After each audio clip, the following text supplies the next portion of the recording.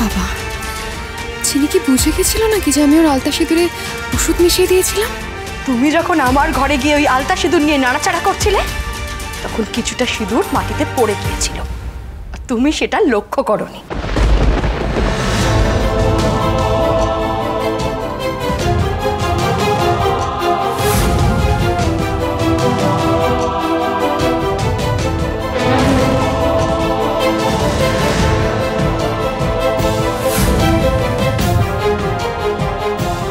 চিনি, তুই এখন এখানে দাঁড়িয়ে আছিস কেন মা? খুব দেরি হয়ে যাবে কিন্তু, এবার কিন্তু চিরোরা। চল চল চল। আমরা যখন এই ঘরে ছিলাম না তখন কেউ একটা এসেছিল। মানে? হ্যাঁ মা, সিঁদুর পড়েছে, তুমি দেখো সিঁদুর কৌটো খোলা হয়েছে, না হলে অসাবধানে মেঝেতে সিঁদুর পড়বে কি করে? ও মা, সত্যি তো, তাই তো, কি করে? এই দেখো মা, তুমি আমাকে যে ডালাটা দিয়েছো সেই ডালাটার থেকে কিন্তু সিঁদুরের কৌটো খোলা হয়নি, আমরা কেউ খুলিনি। তাহলে মেঝেতে সিঁদুর পড়লো কি করে? তার মানে কৌটোটা কেউ খুলেছে। এই দেখো এই আলতাটা, এটাও খোলা হয়েছে। কি বলছিস কি তুই? এগুলো কেউ কেন করবে? জানি না মা, সেটাই তো বুঝতে পারছি না কে করবে এগুলো। হয়তো হয়তো কিছু মিশিয়েছে, না হলে অন্য কিছু একটা করেছে। কি বলছিস? দে দে দে এটা, দেখ। না না না, এগুলো তোর পড়ার দরকার নেই না।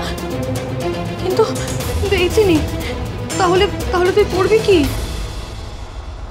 মা, আমার মায়ের কাছে কি আলতা সিঁদুর কম পড়েছে নাকি? মায়ের থেকে কি মেয়ে সিঁদুর নিয়ে পড়তে পারবে না বলো? আর সেই জন্যই তো আমরা সাবধান হয়ে গিয়েছিলাম। চিনি তো আমার আলতা সিঁদুর পড়েছে। আন্টি বলছি, কে কোথায় কি মিশিয়েছে তাতে আমার কি বলো তো?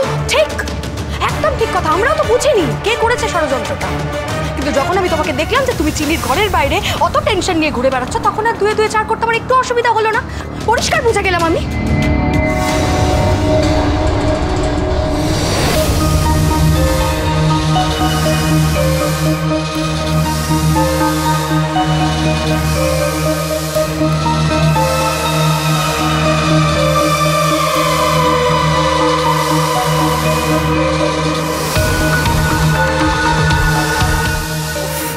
ফোনটা ধরুন ম্যাডাম, ফোনটা ধরুন। কিচ্ছু ভালো লাগছে না। এদিকে অসিতা ম্যাডামও ফোন ধরছে না, আর ওদিকে ক্লিনিকে কি হচ্ছে সেটাও জানতে পারছি না। চিনি সোম থেকে রবি প্রতিদিন রাত 10:30টায় স্টার জলসায় ও ডিজনি প্লাস হটস্টারে।